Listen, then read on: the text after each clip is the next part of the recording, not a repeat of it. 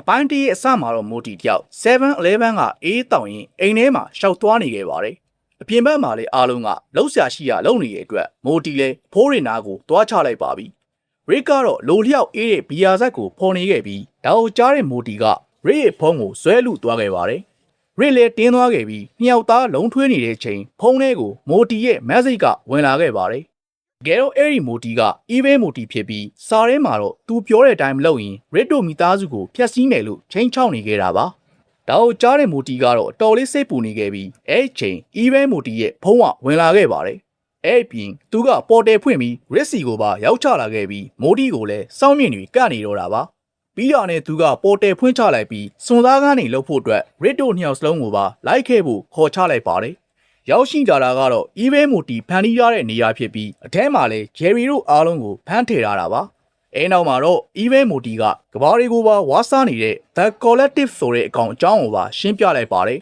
။အဲပြင်သူကမိုတီတို့နေတဲ့ကဘာကြီးကိုပါရောက်လာတော့မှဖြစ်ကြောင်းရှင်းပြလိုက်ချိန်မှာတော့ Red တို့လည်းလန့်သွားခဲ့ပါတယ်။ဒါကြောင့် Red တို့လည်းစုံစမ်းမှုအတွက် Collective ဝါးစားနေတဲ့ကဘာကြီးစီကိုတွားလိုက်ကြပါတယ်။ရောက်ရှိချိန်မှာတော့ Collective က Ray ရဲ့လေရင်ကိုမြင်သွားခဲ့ပြီးဖျက်ဆီးနေတဲ့အတွက် Ray လည်းအသက်ကုန်မောင်းပြေးလိုက်ရပါတယ်။အထဲမှာလည်း Evil Moti က Collective ရဲ့ Cell နမူနာကိုရအောင်ယူနိုင်ခဲ့ပြီးအထဲကိုရောက်ရှိချိန်မှာတော့ Collective ကအသက်ကုန်စော်လိုက်တဲ့အတွက်လေရင်ကလည်းပျက်စီးသွားခဲ့ပါတယ်။ဒါကြောင့် Red တို့လည်းလူစုခွဲလိုက်ပြီးပြန်စော်နေခဲ့ရင် Collective ရဲ့ကိုဝါးတွေကြောင့် Red တယောက်ဖမ်းခံလိုက်ရပါတယ်။တစ်ဖက်မှာတော့ evil မိုတီကမိုတီကိုလည်းကယ်နေခဲ့ရင် collective ရဲ့ cell နမူနာနဲ့နှစ်ယောက်စလုံးကိုကိုဝါးပုံစံပြောင်းချလိုက်ပါတယ်။ခုချိန်မှာတော့ Rick က collective ရဲ့နှိပ်စက်တာကိုခံနေရပြီးအဲချိန် evil မိုတီက cell နမူနာနဲ့ပြန်ကယ်လိုက်တဲ့အတွက် collective လည်း memory state ဖြစ်ပြောင်းလဲသွားပါတယ်။ဒါကြောင့် Rick တို့လည်းလွတ်သွားခဲ့ပြီးအာကာသထဲမှာအတိုင်းသားကြီးဖြစ်နေတော့တာပါ။အဲနောက်မှာ Rick တို့လည်းတခြားသူကစားတော့ဆိုင်ကိုတွားလိုက်ကြပြီးတောက်စရာတွေကိုမှားလိုက်ကြပါတယ်။ Rick ကတော့အိမ်သာတက်ဖို့ထွက်သွားခဲ့ပြီးမိုတီကတော့ evil မိုတီကိုတောက်ပစ်တွေတင်နေတော့တာပါပြီးတော့နဲ့ Rick တို့လည်းထွက်သွားခဲ့ကြပြီး evil မိုတီလည်းအိမ်ပြန်လာခဲ့ပါတယ်အဲ့ချိန်ခန်းထဲမှာတော့အရာအားလုံးကပျက်စီးနေခဲ့ပြီး CCTV မှတ်တမ်းတွေလည်းမရှိတော့ပါဘူးတကယ်တော့ Rick ကအားလုံးကိုဖျက်ဆီးခဲ့တာဖြစ်ပြီး evil မိုတီကိုလည်းအတော်လေးကိုတောက်မြစ်ကတ်နေခဲ့တာပါ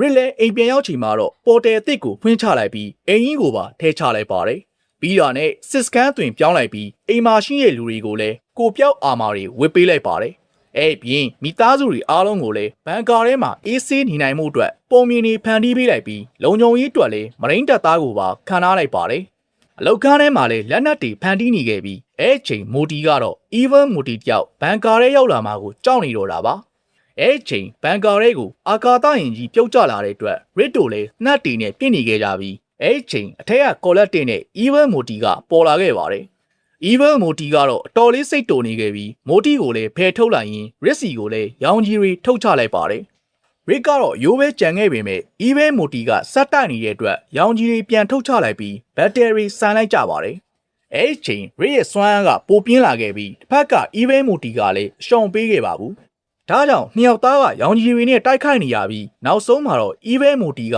နိုင်သွားခဲ့ပါတယ်။အဲ့ပြင် Rick ရဲ့အုံနောက်ကိုပါဖြုတ်ယူသွားခဲ့ပြီးအိမ်ပြန်မှုလုပ်နေတော့ရှောက်ကခုံပေါက်လာကအုံနောက်ကိုပြန်ယူသွားခဲ့ပါတယ်။ဒါကြောင့်ခန္ဓာကိုယ်တစ်ခုလုံးပြန်ရသွားခဲ့ပြီးဒီတစ်ခါမှတော့ Rick လေအတော်လေးကိုတင်းသွားခဲ့ပါပြီ။ဒါကြောင့်ထူးဆန်းတဲ့နှက်ကိုထုတ်ချလိုက်ပြီး evil မိုတီကိုလည်းထောင်ချောက်ထဲကိုထည့်ချလိုက်ပါတယ်။အထဲမှာတော့သေစင်နိုင်တဲ့နှက်ပေါင်းစုံကရှိနေခဲ့ပြီးအားလုံးကပေါက်ကွဲသွားတာကြောင့် evil မိုတီလည်းရှောသွားခဲ့ပါတယ်။အဲလိုထင်ခဲ့ပေမဲ့ပြန်ပေါ်လာခဲ့ပြီးထွက်ပြေးသွားတာကြောင့် Rick တို့လည်းကြောင်သွားခဲ့ပါတယ်။ဒါပေမဲ့ evil မိုတီက Jerry တို့နဲ့တွေ့မိသွားပြီးမိသားစုတွေအားလုံးရဲ့ဖိန်ပိတ်ကန်လာကိုခံလိုက်ရပါတယ်။ဒါကြောင့်သူလည်း Time Stock Clock နဲ့အားလုံးကိုရက်သွားအောင်လုပ်ပြီး Rick ကိုတတ်ဖို့ချိန်ချလိုက်ပါတယ်။ဒါပေမဲ့ Rick ရဲ့အုံနောက်တွေကထွက်ချလာခဲ့ပြီး evil မိုတီကိုဖမ်းခေါ်သွားခဲ့ရင်အစာအဆုံးကိုကြည့်ရှုကျင်နေဆိုရင်တော့ Don't Have Telegram Channel မှာဆက်ကြည့်လို့ရပါပြီနော်။